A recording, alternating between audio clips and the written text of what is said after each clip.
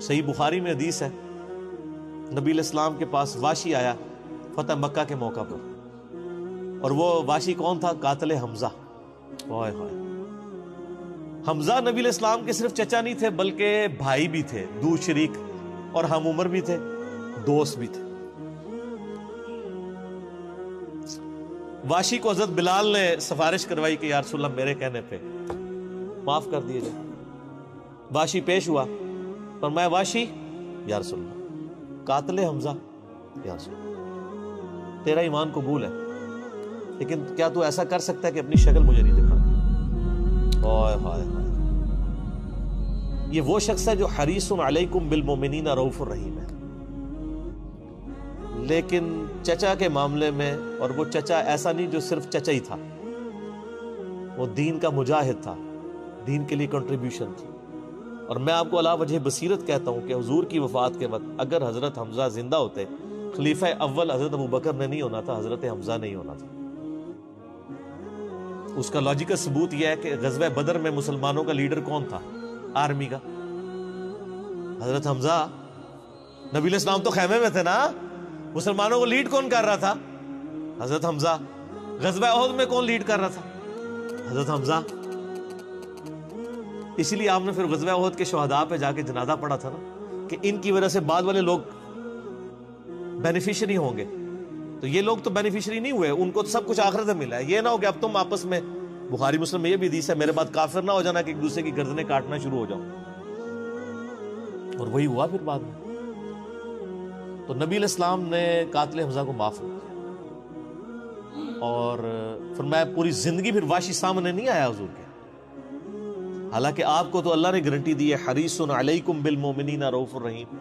نبی علیہ السلام مومنین پر رؤوف بھی ہیں، رحیم بھی ہیں۔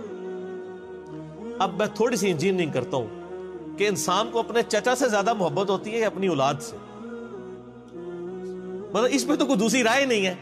جن جن کے بچے ہیں، یعنی میرے بھی اپنے بچے ہیں، آپ میں سے بھی اکثر لوگ شادی شدہ بیٹھے ہیں، آپ خود انالیسس کر لیں، بلکہ اولاد تو بعض کا انسان کو ماں باپ سے آگے ہو جاتی ہے۔ تو جن لوگوں نے حضرت حمزہ کے ساتھ ظلم کیا اور ان کو قتل کیا، ان کا ایمان قبول نہیں کیا گیا۔ تو جن لوگوں نے حضرت حسین ابن علی کے ساتھ ظلم کیا، یا حضرت علی ابن ابی طالب کو تکلیفیں دی ہیں جو حضور کے بچوں کی جگہ تھے، ان کے بارے میں آپ ایکسپیکٹ کر سکتے ہیں کہ نبی علیہ السلام کے دل میں ان کے بارے میں کوئی محبت کے جذبات ہوں؟ Not at all. حتیٰ کہ آپ دیکھ لیں مسند احمد میں تواتر سے وہ حدیث نقل ہوئی ہے کہ ابن عباس کہتے ہیں کہ ایک دوپہر کے وقت میں نے خواب دیکھا اور میں گھبرا کے اٹھ گیا اس خواب کی وجہ سے۔ میں نے دیکھا کہ نبی علیہ السلام جو ہے وہ پرانگدہ حالت ہے، بال بکھرے ہوئے ہیں، جسم پہ گرد پڑی ہوئی ہے، ہاتھ میں خون کی ایک شیشی ہے، اور میں نے کہا یا رسول اللہ میرے ماں باپ قربان، آپ کی کیا حالت ہے؟ تو فرمایا کہ یہ حسین اور اس کے ساتھیوں کا خون ہے جو صبح سے میں کربلا میں سمیٹ رہا ہوں۔ اور یعنی یہ ایک اللہ کی طرف سے دکھایا گیا یہ تشبیہ، یعنی ایک علیحدہ سے ایک محکمہ خواب، ایک محکمہ بالکل الگ سے۔ آپ مجھے خواب میں آئے تو آپ کو نہیں پتا ہوگا کہ آپ میرے خواب میں آئے، یہ اللہ تعالیٰ تمثیلاً دکھاتا ہے۔ اور نبی علیہ السلام کو خواب میں دیکھ رہا ہے کون؟ صحابی، تو وہ تو کنفرم ہے، بخاری مسلم میں حدیث ہے جس نے مجھے خواب میں دیکھا میری شکل میں شیطان نہیں آ سکتا، اور وہ شکل صحابی کو تو پتا تھی، اور صحابی بھی عام نہیں، عبداللہ ابن عباس کہتے ہیں میں گھبرا کے اٹھا، میں نے وقت اور تاریخ نوٹ کر لی اور دن بھی، کئی ہفتوں بعد پتا چلا کہ اسی دن 10 محرم 61 ہجری میں حضرت حسین ابن علی کو شہید کیا۔ تو حسین ابن علی کی وفات کے اوپر یہ ابن عباس کو خواب میں آنا، حضور صلی اللہ علیہ وسلم نے انڈیکیٹر دے دیا نا، اسی حدیث کو نقل کر کے اسماعیل دہلوی، جس کو دیوبند اور اہل حدیث جو اس وقت پریکٹیکلی یعنی ایک سمجھ لیں کہ یزید کے ٹھیکیدار بنے ہوئے ہیں اس کے دفاع کے اوپر، ان کے مشترکہ امام ہے اسماعیل دہلوی، شاہ ولی اللہ دہلوی کا پوتا۔ اس نے جو کتاب لکھی ہے نا تقویت الایمان، جس میں گستاخیاں بھی ہیں، وہ اس کتاب کے اندر ہم نے اس کا جے پی جی بھی لگایا تھا، اس میں اس نے لکھا ہے کہ اس حدیث سے پتہ چلا کہ نبی علیہ السلام وفات کے بعد بھی اللہ کی جنتوں میں حسین کے قتل کی وجہ سے غم زدہ ہیں، اور اس نے بھی لکھا یزید پلید لفظ لکھا، وہ اس پوری کتاب میں جہاں جہاں لفظ استعمال کرتے ہیں یزید پلید استعمال کرتے ہیں۔ تو بعد میں سعودیہ ایران ٹسل شروع ہوئی تو یہ یزید کی وکالت کرنی شروع کر دی. اہل حدیث تو خیر اس وقت ناسبیت اور یزیدیت کا جھنڈا اٹھائے ہوئے ہیں. دیوبند میں کم لوگ ہیں ایز کمپیئر ٹو اہل حدیث, اور بریلویوں میں تو بہت ہی کم. تو یہ میں آپ کو صرف ایک کمپیریزن بتا رہا ہوں کہ انسان کو اپنی اولاد سے جو محبت ہوتی ہے وہ تو آپ سوچ نہیں سکتے. ترمذی میں اور مسند احمد میں حدیث ہے, نبی علیہ السلام نے حضرت حسین کو اٹھایا ہوا ہے اور آپ فرماتے ہیں اللہ یہ میرے بیٹوں میں سے ایک بیٹا ہے, اے اللہ اس سے محبت کر, جو اس سے محبت کرے, اس سے دشمنی رکھتے اس سے دشمنی رکھ. ہم یہ پوچھتے ہیں کہ حسین سے دشمنی کس نے رکھی ہوئی ہے, ذرا پوائنٹ آؤٹ کریں نا. کیا یہ تھریٹیکل بات ہے؟ تھی نا دشمنی, آج تک ہے, اس زمانے میں بھی تھی. تو وہ ان لوگوں کو پھر ان کے ساتھ کیا معاملات ہوں گے؟ باقی واقعہ کربلا والا ریسرچ پیپر 5B پڑھ لیں تو آپ کو معاملات کلیئر ہو جائیں گے. تو یہ غل کے اوپر میں نے بات کی, اور اس کے اوپر بعض لوگوں جو ہیں وہ اس حدیث کے اندر تحریف بھی بعض لوگوں نے کی ہے, بعض لوگوں نے جان بوجھ کے کی ہے, بعض لوگوں نے انجانے کے اندر کیا ہے. یہ روایت المستدرک الحاکم میں بھی موجود ہے اور صحیح سند کے ساتھ, اور المصنف ابن ابی شیبہ کے اندر بھی موجود ہے کہ مولا علی علیہ السلام جو ہیں وہ ان کے پاس حضرت طلحہ کا بیٹا آیا, عثمان ابن طلحہ. تو آپ اس کو جب ملتے ہوئے آپ نے نا سورہ حجر کی وہ آیت پڑھی کہ جو اہل ایمان کے دلوں میں ایک دوسرے کے بارے میں غل آ جائے گا نا, قیامت والے دن اللہ تعالیٰ ان کے دل سے وہ غل دور کر دے گا. پھر وہ جنت میں آمنے سامنے بیٹھے ہوئے ہوں گے, تختوں کے اوپر ٹیک لگائے ہوئے, تکیوں کے اوپر. تو انہوں نے کہا کہ میں اللہ سے امید کرتا ہوں کہ یہ آیت میرے, طلحہ اور زبیر اور عثمان ابن عفان, ان 3 بندے اور چوتھا میں, یہ آیت ہمارے بارے میں ہے کہ اللہ تعالیٰ ہمارے دلوں میں جو ایک دوسرے کے لیے میل آ گیا قیامت والے دن وہ دور کر دے گا اور ہم ایک دوسرے سے راضی ہو جائیں گے. ظاہر ہے مطلب وہ تکلیفیں تو پہنچی تھی نا حضرت علی کو, مطلب کئی لوگوں سے تکلیف پہنچی. بل آپ نے ان کو ایک کلین چٹ دے دی کہ میں اللہ سے امید کرتا ہوں کہ ان لوگوں کے بارے میں یہ آیات ہے کہ اللہ تعالیٰ ہمارے دلوں میں ایک دوسرے کی نفرت ختم کر دے گا, جو اگر دنیاوی وجہ سے, دنیاوی طور پر کسی دینی وجہ سے آئی. تو یہ غل کا لفظ وہاں پہ بھی استعمال ہوا. اب ڈاکٹر اسرار صاحب رحمہ اللہ تعالیٰ, چونکہ ان کی حدیث کی فیلڈ نہیں تھی, انہوں نے یہ جب سورہ ہجر کی آیات آئیں, اس پہ میرا مسئلہ نمبر 116C بھی ریکارڈڈ موجود ہے, انہوں نے نا اس میں حضرت معاویہ کا نام بھی لے دیا کہ میں اللہ سے امید کرتا ہوں یہ میرے اور معاویہ کے بارے میں ہوگا. نا وہ نام لیا ہی نہیں ہے, آپ خود سے نہ داخل کریں. حضرت معاویہ کو حضرت علی نے نہیں معاف کیا, پوری زندگی معاف نہیں کیا, کیونکہ ان کی وجہ سے خلافت کا نظام ٹوٹا تھا. حضرت طلحہ تو میدان جنگ سے چھوڑ کے چلے گئے تھے. جب عمار ابن یاسر کو دیکھا کہ وہ سامنے ہیں تو انہوں نے کہا عمار کو تو باغی جماعت قتل کرے گی, وہ چھوڑ کے چلے گئے. تو مروان نے ان کے گھٹنے میں تیر مارا, مستدل الحاکم میں آتا ہے, اور وہ شہید ہو گئے. حضرت زبیر وہ صحابی ہیں یعنی جو نبی علیہ السلام کے بہادر ترین اصحاب میں سے. 12 بندے غزوہ احد میں حضور کے ساتھ رہ گئے تھے 700 میں سے غزوہ احد کے اندر, ان میں سے ایک حضرت زبیر بھی تھے. اور یہ تلوار کمال کی چلاتے تھے, اکیلے میدان جنگ میں آگے چلے جاتے تھے. بخاری میں آتا ہے کہ ان کا بیٹا عبداللہ ابن زبیر کہتا ہے کہ میرے باپ کے 2 شانوں کے درمیان اتنا بڑا زخم تھا جو ہیل اپ ہو گیا تھا, لیکن پھر بھی گڑا پڑا ہوا تھا, میں پورا ہاتھ اس میں داخل کر لیتا تھا, اور وہ زخم ان کو احد کے موقع پہ لگا تھا. ٹھیک ہے. اور پھر جنگ, اسی حدیث میں بخاری کے آتا ہے کہ جنگ یرموک کے موقع پر لوگ یعنی لیڈر کے اوپر چل رہے ہوتے ہیں, تو حضرت زبیر بھی ایک اسکواڈ کو لیڈ کر رہے تھے. تو لوگوں نے کہا حضرت آپ آگے جائیں. انہوں نے کہا جب میں آگے جاؤں گا تو میرے ساتھ کوئی نہیں آگے جا سکتا. وہ اکیلے گھوڑے کو انہوں نے جو ہے وہ ایڑی لگائی اور رومن امپائر کی یعنی فوج کے اندر گھس گئے, اور کوئی بھی ان سے لڑنے کے لیے تیار نہیں ہوتا تھا. اتنی بہادری تھی ان کے اندر. لیکن جنگ جمل میں حضرت علی کے مقابلے پہ آ گئے.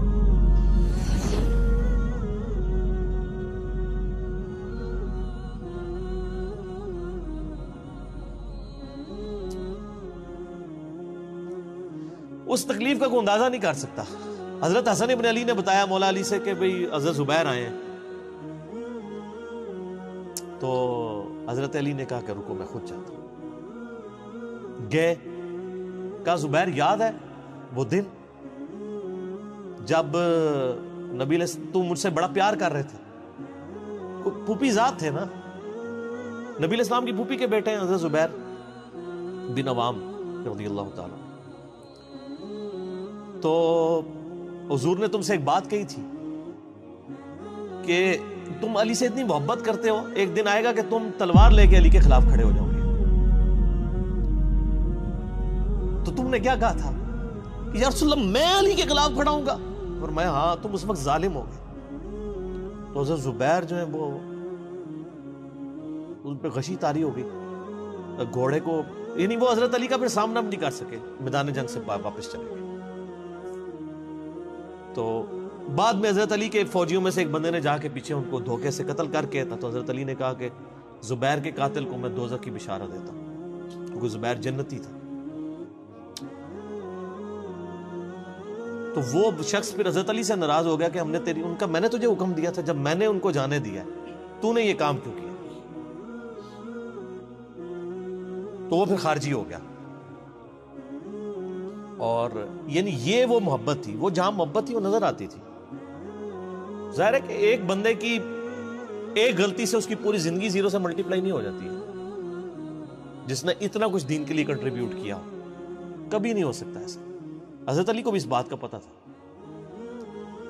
بہرحال یعنی اللہ تعالیٰ ان سے راضی ہو، اسی لیے نبی علیہ السلام کی اس حدیث یعنی وہ حضرت علی کے اس قول کو حضرت علی فٹ کیا کرتے تھے حضرت زبیر، طلحہ اور حضرت عثمان ابن عفان پہ رضی اللہ تعالیٰ. باقی آپ میرا کربلا والا ریسرچ پیپر پڑھیں تو آپ کو پتہ چلے گا کہ کتنی یعنی مشکل وقت حضرت علی نے اپنی خلافت میں دیکھا ہے اس حوالے سے.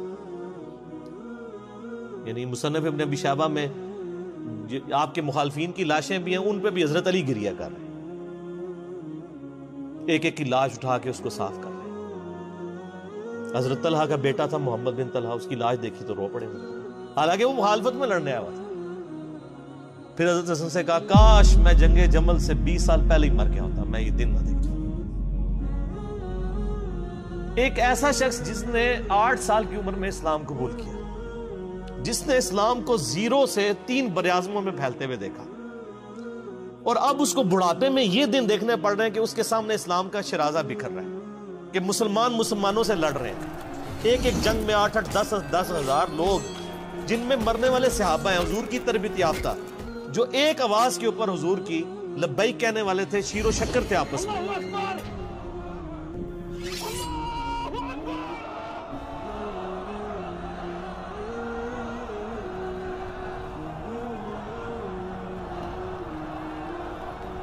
آپ اندازہ کر سکتے ہیں. اسی لیے حضرت علی جو ہیں وہ یعنی کوفے میں شہر سے باہر آپ کو پتہ ہے کنویں ہوا کرتے تھے، اکیلے جا کے کنویں پہ بیٹھ کے رویا کرتے تھے کہ اللہ اس امت کے ساتھ کیا ہو گیا. کوشش کرتے رہے، اینڈ رزلٹ یہ ہے کہ وہ خلافت کا نظام. اسی لیے مصنف ابن ابی شیبہ میں آتا ہے کہ آپ نے فجر اور عشاء کی نمازوں میں قنوت نازلہ پڑھی، اللہم علیک بمعاویہ و اشعائہ، اے اللہ معاویہ اس کے شیعہ کو برباد کر، علی اور اس کے عمر بن عاص اور اس کے شیعہ کو، ابا سلمی اور اس کے شیعہ کو، قیس اور اس کے شیعہ کو برباد کر. باقی احادیث میں آپ علیہ السلام نے جو بشارت کر دی تھی، سنن سعید کبریٰ کے اندر حدیث موجود ہے، حاکم کے اندر، کہ نبی علیہ السلام نے حضرت علی سے ایک دن فرمایا تھا، اے علی، اگلی امتوں میں سب سے بڑا بدبخت وہ تھا جس نے قوم عاد کی اونٹنی کو قتل کیا اور اس کے بعد عذاب آ گیا. میری امت کا سب سے بڑا بدبخت وہ ہوگا جو تیرے سر کے خون سے تیری داڑھی کو رنگ دے. اور وہی ہوا ہے. اور اس کے بعد پھر دیکھیں امت ایک جگہ جمع نہیں ہوئی ہے. حضرت علی ایک آخری کوشش تھی، اور جن لوگوں نے اس وقت ساتھ نہیں دیا پھر ان کو دنیا میں اس کا خمیازہ بھگتنا پڑا ہے. عبداللہ بن عمر نے بیعت نہیں نہ کی تو صحیح بخاری اٹھا کے دیکھیں، عبداللہ بن عمر کو آل امیہ نہیں قتل کروایا، حجاج بن یوسف نے زہر آلود نیزہ مروا دیا.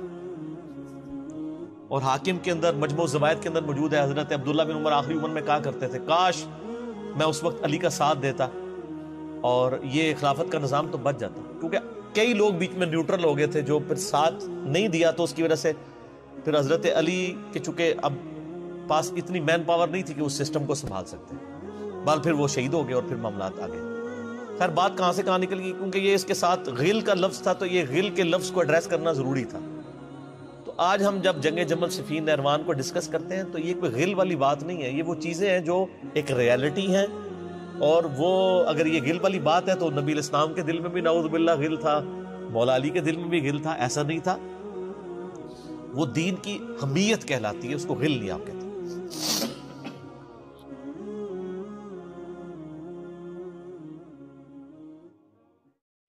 واقعہ کربلا اس سے ریلیٹڈ نہیں ہے کہ جی ان کے اوپر پانی بند ہو گیا، ان کے اوپر ظلم ہوا، کتنے بندے شہید ہوئے، یہ سیکنڈری چیز ہے۔ اصل چیز ہے کربلا ہوئی کیوں نبی علیہ السلام کی محنت کو 50 سال کے اندر اس لیول تک پہنچا دیا گیا کہ ہزاروں صحابہ زندہ ہیں اور نبی صلی اللہ علیہ وآلہ وسلم کی پوری اولاد ذبح کر دی جاتی ہے۔ ہم تو یہ کہہ نہیں رہے کہ کیسے ذبح کیا انہوں نے، آری چلائی تھی یا تلوار چلائی تھی، یہ تو واقعہ کربلا تو سب کو پتہ ہے، ان کی شہادت بھی سب کو پتہ ہے۔ جامعہ ترمذی میں حدیث ہے حسن و حسین جنتی نوجوانوں کے سردار ہیں، اور ان کی والدہ جو ہے وہ جنتی عورتوں کی سردار ہیں، اور المستدل حاکم میں حدیث ہے حسن و حسین جنتی نوجوانوں کے سردار ہیں اور ان کے والد ان سے بھی بہتر ہیں۔ تو یہ تو ڈیفینٹ حدیثیں ہیں، یہ تاریخ تو نہیں ہے، نبی علیہ السلام کے فرامین ہیں۔ تو ان کی موجودگی میں ان کے ساتھ یہ کچھ کیا جائے تو ہم نٹی گریٹیز میں نہیں پڑھتے، ہم اس تھیم کے اوپر کہ یہ کون سی چیز تھی جس نے خلافت راشدہ کو ملوکیت میں بدل دیا، ہم اس تھیم کے اوپر بات کرتے ہیں۔ ہم کہتے ہیں چھوڑ دیں، بندے ہندے چھوڑیں، الٹیمیٹلی کیا نکلا ہے، کس کی وجہ سے ہوا ہے، وہ تو حدیث کی کتابوں میں موجود ہے۔ ہم کب کہہ رہے ہیں خفیہ کیمرے لگا گئے جی کس نے گولی پہلا تیر کس نے چلایا، یہ وہ ہم تو بتا رہے کس کے دور حکومت میں ہوا اور ان کا اپنا کردار کیا تھا، اس کو کس طریقے سے لا کے تخت پہ بٹھایا گیا، وہ ساری کی ساری چیزیں تو سامنے ہیں۔ وہ تاریخ کی کتابیں نہیں ہیں، حدیث کی کتابیں ہیں۔ اگر آپ کہتے ہیں کہ بخاری مسلم سے ہم نے صرف رفع الیدین کی حدیثیں لینی ہیں یا ایمانیات کی حدیثیں لینی ہے اور باقی جو بخاری اور مسلم میں آل امیہ کی بدماشیوں کو ننگا کیا گیا ہے وہ ہم نے نہیں لینی ہے، تو سر پھر آپ اپنے آپ کو کلیئر کٹ، پھر ہم آپ سے واقعہ کربلا نہیں ڈسکس کریں گے، حجیت حدیث میں بات کریں گے۔ آپ کو اپنے آپ کو منکرین حدیث کہنا پڑے گا، یہ آپ اسکروٹنگ کیسے کریں گے؟ اس سے بڑی بات مجھے یہ بتائیں کہ عظمت صحابہ بڑی چیز ہے یا عظمت محمد رسول اللہ صلی اللہ علیہ وآلہ وسلم؟ تو بریلوی یہی تو رونا رو رہے ہیں، وہ کہہ رہے ہیں جی قرآن میں تھوڑی آیات ہیں، آپ پھر مڑ مڑ کے پڑھتے ہیں قل انما انا بشر مثلکم، اس میں تو نبی علیہ السلام کی تنقیص ہو رہی ہے۔ تو ہم ان کو کیا کہتے ہیں کہ تنقیص مقصد نہیں، نعوذ باللہ، نہ ہو رہی ہے، آپ افضل البشر ہیں لیکن آپ کی سپیشیز بشر ہے، یہ ہم اپنا عقیدہ سمجھتے ہیں، وہ اس کو تنقیص شمار کرتے ہیں۔ تو پھر اس وقت آپ بھی بریلویوں کی بات مان کے تو یہ آیات پڑھنا چھوڑ دیا کریں۔ آپ کہتے ہیں نہیں آیات ہے کیوں نہ بیان کریں، تو ہم بھی کہتے ہیں احادیث ہے کیوں نہ بیان کریں کہ صحیح بخاری میں حدیث ہے 2812 عمار کو ایک باغی جماعت قتل کرے گی، وہ جماعت دوزخ کی طرف بلا رہی ہوگی اور عمار ان کو اللہ اور جنت کی طرف بلا رہا ہوگا۔ اب اس کے نرغے میں جو جو آتا ہے وہ آئے، میں اپنے نبی سے ٹکر لے لوں آپ لوگوں کے منہ کا خیال رکھتے ہوئے کہ میں نبی علیہ السلام کو کہوں کہ آپ نے کیوں ایسی بات کر دی کہ مولا علی کے مخالفین کو آپ نے دوزخ کی طرف بلانے والی جماعت کہہ دیا، تو لیں آپ ٹکر، جائیں سیدھا دوزخ میں، اور تھوڑی جرت کریں، آپ یہ کہا کریں کہ اے اللہ، اپنے لیے کہا کریں کہ اللہ تعالیٰ آپ کا حشر یزید اور یزید کے آباء و اجداد کے ساتھ کرے اور اس کی اولاد کے ساتھ۔ ہم کہتے ہیں کہ اللہ تعالیٰ ہمارا حشر جو ہے وہ مولا حسن حسین، مولا علی علیہ السلام اجمعین اور اہل بیت کے ساتھ کرے، آمین۔ اور آپ میں تو اتنی جرت نہیں آپ یہ بات بھی کر سکیں کیونکہ ان کو پتہ ہے۔ تو نبی علیہ السلام کی احادیث کو بیان کرنے کو یہ سمجھتے ہیں کہ جی اس سے مصیبت کھڑی ہو جائے گی، تو اپنے آپ کو منکرین حدیث ڈکلیئر کریں، پھر حجیت حدیث کا مقدمہ ڈسکس ہوگا، پھر کربلا نہیں ڈسکس ہوگی۔ اور یہ ٹی وی پہ بھی آ کے مولوی بیٹھے ہوتے ہیں، سنیوں کے بھی شیعوں کے بھی، مڑ مڑ کے جی وہ یزید نے یہ کر دیا۔ وہ یزید نے کیا کیا ہے یار؟ وہ تو سسٹم کا نمائندہ بن کے آیا جو پیچھے سے خراب تھا۔ یزید کو لے کے بیٹھے ہیں، یزید یزید یزید یزید، بھائی پیچھے سے معاملہ خراب ہوا۔ اگر نہیں یقین آتا تو یہ بخاری مسلم کی میں نے آلموسٹ 200 سے زیادہ حدیث مین اسٹریم کی کتابوں سے اکثر بخاری مسلم جمع کیے، پڑھے، اور سر میں نے تو ان کو چیلنج دیا ہے یہ حدیثیں پڑھ کے نا اپنے ممبروں سے صرف ان حدیثوں کی تشریح اپنی پبلک کے سامنے کر دیں، نہیں کر سکتے۔ تو وہ لعنت کے مستحق تو ہو رہے ہیں حق چھپا کے، اور قیامت الدین کے منہ پہ لگام ڈالی، اور پھر مڑ مڑ کے کہتے ہیں نہیں جی وہ کچھ چیزیں خاص ہوتی ہیں وہ عوام الناس کے سامنے نہیں کرنی چاہیے، وہ صحابہ کرام بھی بعض اوقات ایسی باتیں پبلکلی نہیں کرتے تھے۔ میں نے اس کے اوپر بڑا ایک میرا کلپ ہے یوٹیوب پہ، مولا علی سے متعلق 5 جھوٹ، تو میں نے کافی ساری چیزیں اس میں ڈسکس کی ہیں۔ لیکن میں یہ کہتا ہوں کہ اللہ کے بندو، جو چیزیں نبی علیہ السلام نے منع کی ہیں بیان کرنے سے، وہ تو ہم ڈسکس کر بھی نہیں رہے۔ میں نے آج تک آپ کو منافقین کے نام بتائے؟ آپ نے حذیفہ ابن یمان کو بتایا تھے نا آپ صلی اللہ علیہ وآلہ وسلم نے، صحیح بخاری میں آتا ہے، تو میں نے آپ کو بتایا، آپ رازدار رسول تھے، وہ ختم ہوگی بات۔ میں نے کبھی ڈسکس کی ہے؟ اگرچہ میں نے صحیح مسلم کی حدیث 7035 نمبر ڈسکس کی ہے کہ نبی علیہ السلام نے فرمایا میرے صحابہ میں 12 منافق ہیں، وہ کبھی بھی جنت میں داخل نہیں ہوں گے یہاں تک کہ سوئی کی ناکے سے اونٹ نہ گزر جائے، اور ان میں سے 8 ایسا ہے جس کی کمر پہ دوبیلا پھوڑا نکلے گا۔ میں نے آج تک آپ کو بتایا کہ کس کس کی کمر پہ دوبیلا پھوڑا نکلا اور اس کی موت اسی پھوڑے میں ہوئی ہے؟ بتایا؟ تو میں تو وہ چیزیں ڈسکس بھی نہیں کر رہا، میں وہ چیزیں ڈسکس کر رہا ہوں جو نبی علیہ السلام نے علامات النبوہ میں بتائی ہیں۔ یہ امام بخاری حدیث نبوت کی دلیل کے چیپٹر میں لے کے آئے ہیں، اور امام بہقی نے 3500 احادیث پر مشتمل ایک کتاب لکھی ہے دلائل النبوہ، کہ ہم نبی صلی اللہ علیہ وسلم کو نبی کیوں مانتے ہیں، اس کے اوپر، اور اس میں یہ ساری حدیثیں عمار ابن یاسر کے قتل والی لے کے آئے ہیں، بتانے کے لیے کہ دیکھیں ہمارے نبی علیہ السلام کی نبوت کی دلیل ہے کہ آپ نے اپنی وفات کے آلموسٹ 30 سال کے بعد ہونے والے واقعے کو پہلے ہی بتا دیا۔ یہ حدیثیں چھپانے والی نہیں، بیان کرنے والی ہیں، علامات النبوہ کی حدیثیں ہیں۔ آپ کہتے ہیں چھپائیں، اگر کوئی حدیث دنیا میں نہیں چھپائی جا سکتی نا تو علامات النبوہ والی حدیث ہے، کیونکہ وہ تو نبی صلی اللہ علیہ وسلم کی نبوت کو جسٹیفائی کرتی ہے۔ ورنہ میرا ایک معصومانہ سوال ہے کہ نبی صلی اللہ علیہ وسلم نے یہ باتیں کر کے ان کے زوم میں نعوذ باللہ امت کو مصیبت میں ڈال دیا۔ آپ نے خود ہی فرمایا کہ یہ ہوگا، کیوں فرمایا آپ نے؟ میں تو بیان کر کے مجرم ہوں، تو جس نے مجھے خبر دی ہے ان کے بارے میں آپ کا کیا خیال ہے؟ یہ مسند احمد کی حدیث یہ میں نے گھر بیٹھ کے بنائی ہے کہ میری بیوی کا کیا حال ہوگا جس پہ خوف کے کتے بھونکیں گے۔ تو سیدہ عائشہ سے مجھ سے زیادہ نبی علیہ السلام کو محبت تھی، لیکن آپ اللہ کے پیغمبر تھے، آپ نے اپنے گھر کی خبر بھی نہیں چھپائی، بتا دی کہ یہ ہوگا۔ اور اس سے بڑھ کے آپ صحیح بخاری میں دیکھیں، عمار ابن یاسر کا خطبہ ہے۔ میں نے یہ سارا، پریشان نہیں ہونا، یہ ریسرچ پیپر میں سارا کچھ موجود ہے، اور کوئی چیز بھی ایسی نہیں جو اس میں سکپ ہو۔ صحیح بخاری میں خطبہ ہے کہ عمار ابن یاسر کو مولا علی نے بھیجا کوفے میں۔ کوفے والے نیوٹرل ہو گئے تھے کیونکہ بصرہ سے سیدہ عائشہ آ رہی تھیں، اور وہاں پہ انہوں نے کہا نہ ہم سیدہ عائشہ کا ساتھ دیں گے نہ مولا علی کا دیں گے، تو عمار ابن یاسر کو تیار کرنے کے لیے، یعنی وہاں کے جو عوام تھی اس قتال کے لیے، مولا علی نے بھیجا۔ تو سیدنا عمار ابن یاسر نے وہاں پہ کوفے کے منبر پہ خطبہ دیا، بخاری کے الفاظ ہیں، اوپر والی سیڑھی پہ عمار ابن یاسر نے حسن ابن علی کو بٹھایا، حالانکہ حسن ابن علی سے 4 گنا بڑی عمر تھی عمار ابن یاسر کی، 90 پلس ہو چکے ہوئے تھے، 3-4 گنا ان کی عمر تھی، لیکن اہل بیت کا احترام کیا، خود نچلی سیڑھی پہ بیٹھے۔ بخاری کے الفاظ ہیں کہ اے لوگو، اللہ نے تمہیں آزمایا ہے، ایک طرف دنیا اور آخرت میں تمہارے نبی کی بیوی ہے سیدہ عائشہ، دنیا اور آخرت میں، یعنی عزت اپنی جگہ قائم۔ یہاں لوگ سمجھتے ہیں کسی کی غلطی آ گئی تو پتہ نہیں کیا ہو گیا، وہ یار اس کا مرتبہ اپنی جگہ ہے، غلطی اپنی جگہ ہے، پیغمبر نہیں ہے وہ۔ اور دوسری طرف علی ابن ابی طالب ہے، اللہ اب دیکھے گا تم عائشہ کی اطاعت کرتے ہو یا اللہ کی، علی کی نہیں اللہ کی۔ کیوں؟ یا ایھا الذین آمنوا اطیعوا اللہ واطیعوا الرسول واولی الامر منکم، ان کا اولو الامر مولا علی ہیں، ان کی اطاعت واجب ہے۔ یہ اللہ نے آزمایا ہے کہ اللہ کی اطاعت کرتے ہو یا عائشہ کی۔ اور آپ حیران ہوں گے، یہ حدیث امام بخاری حضرت عائشہ کی فضیلت والے چیپٹر میں لے کے آئے ہیں۔ اگر امام بخاری مشورہ کر لیتے نا ناسبیوں سے تو انہوں نے کہا تھا سر آخری صحیح رکھو، پچھلا رہن دو۔